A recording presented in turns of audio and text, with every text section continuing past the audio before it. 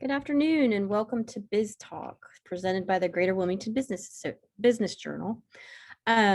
Today's topic is philanthropic giving. A recent report showed that only about half of the households in the U.S. Donated to charity in 2018, and that was down to its lowest point in decades. And as a result of looking at that study, we decided to also take a look at the local situation with a couple of local experts. But first, we will hear from our sponsor. Hello, I'm Ann Gardner, CEO of Cape Fear Realtors. Realtors support this program's efforts to connect our community in meaningful dialogue with actionable insights. Realtors are dedicated professionals who build strong, resilient communities and businesses. Work with someone you can trust. Work with a realtor. Learn more at capefear.realtor.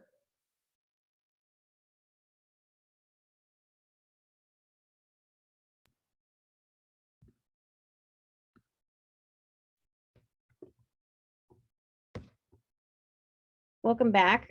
Today, our topic is philanthropic giving, and we are speaking with Patrick Bryant, CEO of Cape Fear Collective, and Sarah Daniels. She's the recently appointed director of UNCW's Quality Enhancement for Nonprofit Organizations, or QENO, and they're going to share what they're seeing from their research and years of working with nonprofits and in nonprofits. Well, first of all, thank you for being here, Sarah and Patrick. Thanks for having us. Pleasure.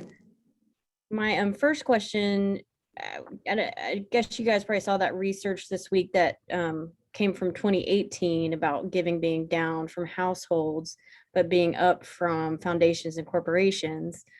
And that data, of course, is a little old and doesn't take into account the pandemic. What are you seeing now in terms of household giving? You want to go first, Sarah? Why don't you go ahead and start us off, Patrick? You're the data guy. Oh, sure. So, I think we've seen kind of some downward trends in household giving across the country for a while now. I think part of that is, I think kind of traditionally, individuals had given through neighborhood organizations, different types of social clubs, the church. And so as we've seen declines in those kinds of social settings, you're kind of seeing a broader decline in nonprofit giving overall. I think from a perspective of kind of post-pandemic, you did see, I think this community saw a spike in giving across the board, but certainly still really focused funding coming from a lot of foundations, United Way, and some of those more consolidated organizations. I think the other kind of interesting piece there too is to unpack is that organizations like the United Way do a lot of corporate giving, do a lot of workplace giving, and so how much is kind of coming out of the household versus how much is really just individuals giving through their corporate philanthropy programs, and some of that might be getting missed, because I think we did see a pretty clear uptick in this community, particularly in the post-COVID George Floyd time period, to support some of these organizations. Is that what you're saying, Sarah? Yeah, absolutely. I think locally, we also need to throw into the conversation the impact of Hurricane Florence.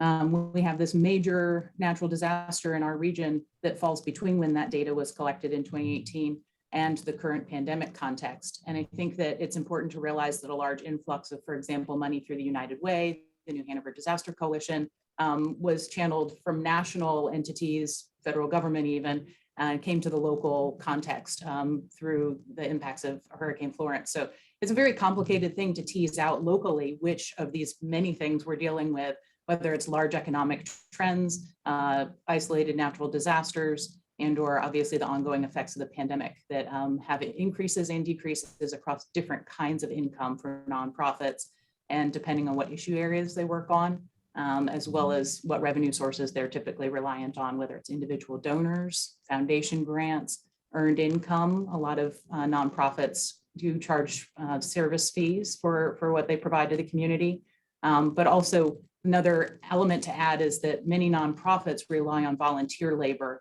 as a way to keep their costs down. Instead of paying for more staff, they rely on people to donate the time, and that time has value.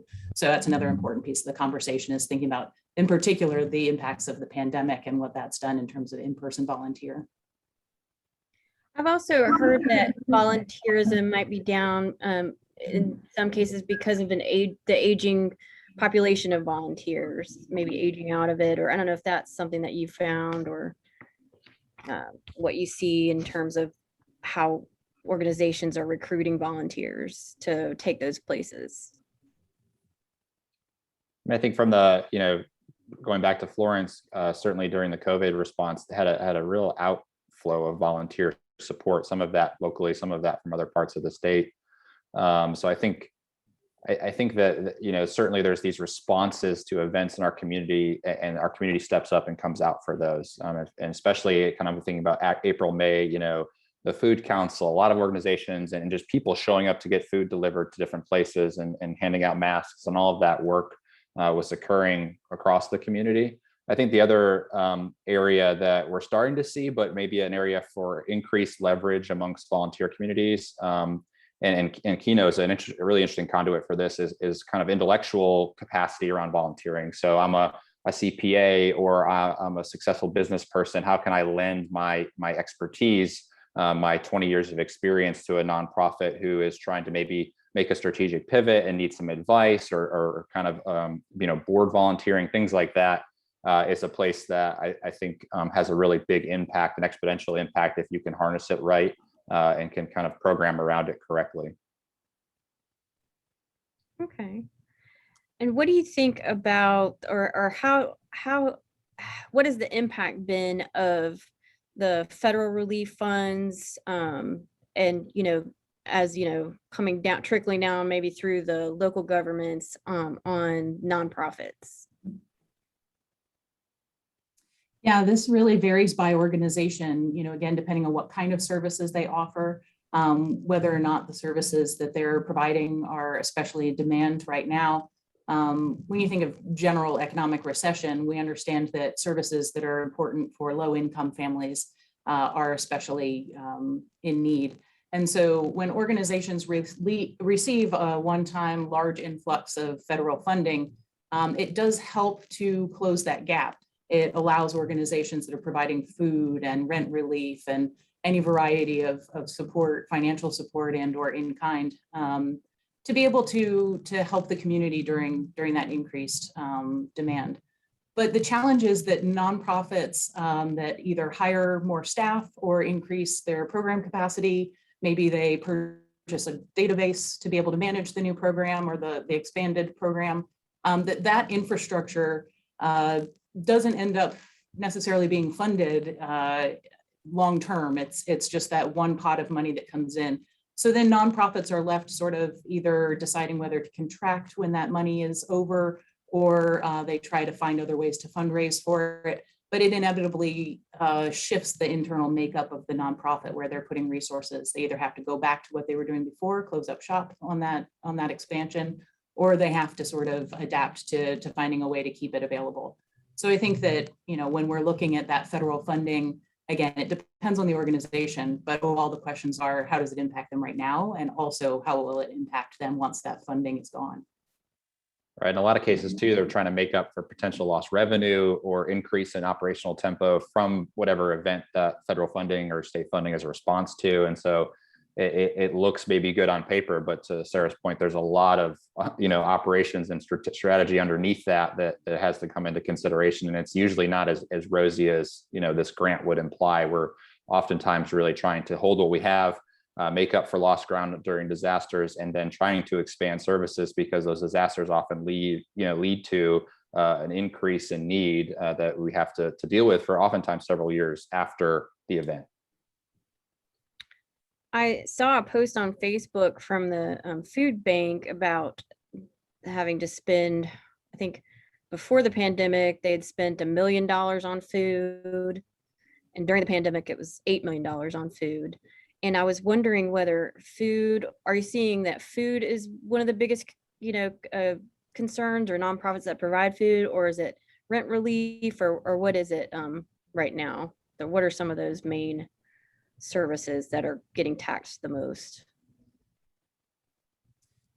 Both of those are great examples, but again, anything that constitutes a major expense for a household then becomes sort of a juggling act of, when I have limited income and now I have additional expenses, maybe it's childcare when kids are out of school, or, even lost revenue by losing a job or losing hours, that anything that's a major expense, people then have to decide, am I going to be able to pay this bill this month, or am I going to be able to, buy groceries for a full week, or am I going to rely more on some kind of social support system? And so really, it's all of the things that people need in order to manage a household and maintain a healthy lifestyle for themselves and their families. So we've seen an across the board increase for services, social services of all kinds, and again, in particular for people who are facing financial insecurity or are significantly impacted in that way by the pandemic.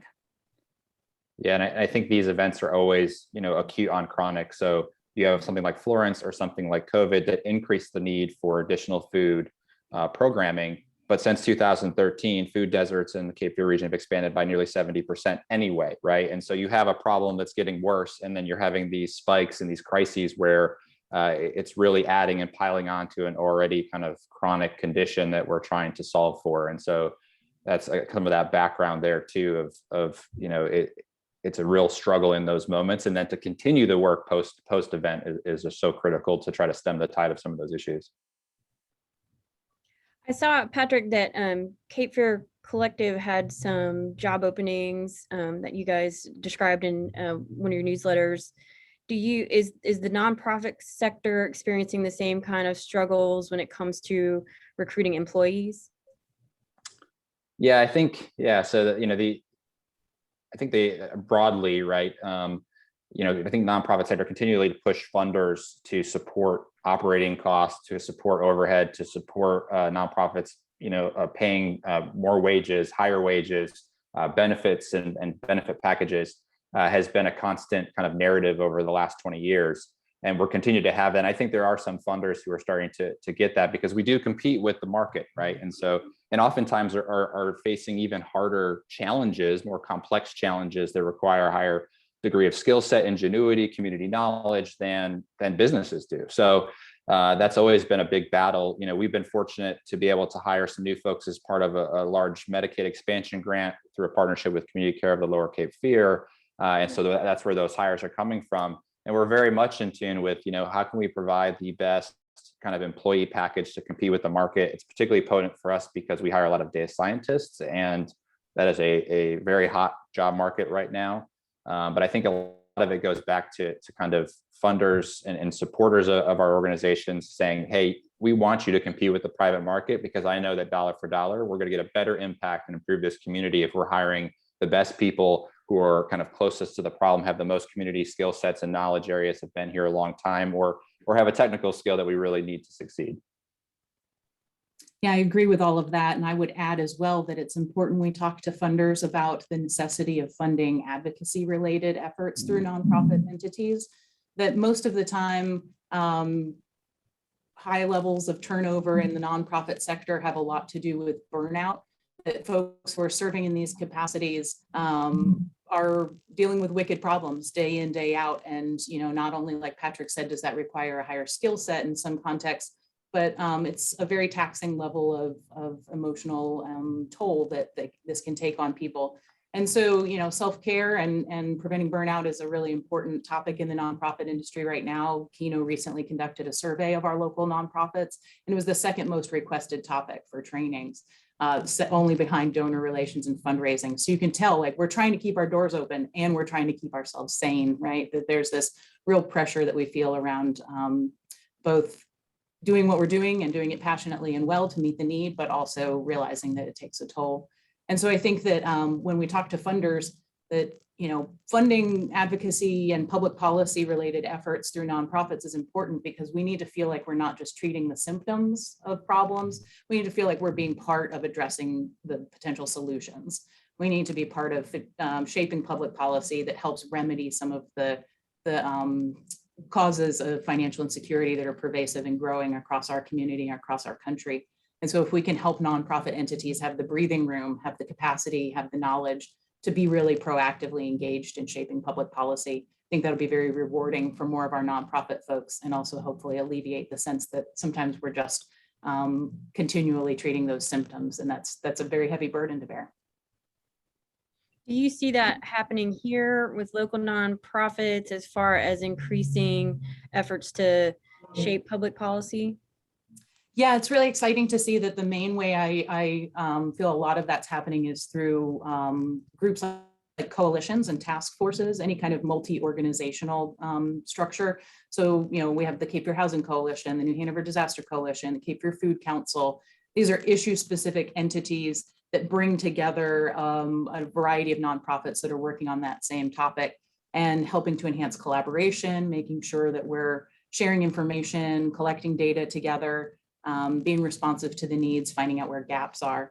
But those groups are often most interested in doing advocacy because we know it should be collaborative. It's going to be more impactful when we speak up with a unified voice about public policy. But those multi-organizational entities are usually very bare bones. They're either staffed by, an executive director who's doing it on the side, or a student intern, or maybe a part-time person. And so one of the things that QENO is hoping to do, we provide support to local nonprofits, but we'd like to be able to make sure that those entities also have support in terms of facilitation training, helping them talk about decision-making with groups. When you're herding cats, how do we develop an effective advocacy campaign? How do we analyze public policy to know what we should recommend? So those coalitions and task forces are really, really potent way that we could potentially unify nonprofits and also not reinvent the wheel across the individual entities. We really want that combined force. But those kinds of organizations need real investment from funders and need more support from all of us. And for Cape Fear Collective, Patrick, did you see the data that you shared, like you were mentioning the food deserts, have you seen that making an impact locally on decisions that people are making? Yeah, I mean, we're trying to make that as public as possible too. And so the idea is that if we can provide a sophisticated level of data science that anyone can access and get their hands around, that one, we're breaking down certain kind of inequitable barriers to data that do exist within the sector, but also allowing folks to kind of who are closest to the work to look at that and say, all right, this is how I can translate this data into my day-to-day, into my advocacy work, into my strategic thinking, and then just go and run with it. And so we've seen a lot of kind of exciting stuff going within the housing sector and looking through that process. We're working a lot with Novant. We're working a lot with North Carolina DHHS on thinking through at a regional level from all the way down to a neighborhood level, how is health and economic opportunity playing itself out in our community? And really, it's never been how do we kind of coalesce organizations around the issue? They're already there. They just need to know what target they're shooting at, and they're off to the races, right? So we've been really excited about how that has been able to synchronize with some of the things that Sarah's been talking about, and those existing coalitions and networks already out here in the community. Okay. And for my last question, I wanted to ask each of you what your hopes are for the future of philanthropic giving locally. If you want to start, Sarah. Sure. I really hope that we can re-envision philanthropy in a way that is more responsive to community needs. I think that it's really important, whether that looks like more engagement from stakeholders, people who are receiving nonprofit services, making sure their voices are represented, whether that's in how we design our services, on nonprofit boards, and in advocacy, how we shape what it is we're trying to move towards as a community. I also think that the mechanisms by which we allocate money to specific nonprofits are outdated for the most part. We often write a grant application and send it in, and we're competing with the other nonprofits in the area who do similar work. And, that foundation may or may not know anything about the specific kinds of services we provide, but they're having to decide who wins and who loses in terms of grant funding. So there are some really interesting and creative kind of forward-thinking philanthropic models coming along, where in some cases entities are working together, nonprofits that are providing similar services, to divide pots of money up amongst themselves, because they go through a peer-reviewed process where they know each other and who's doing the work, who's serving the community well and being effective.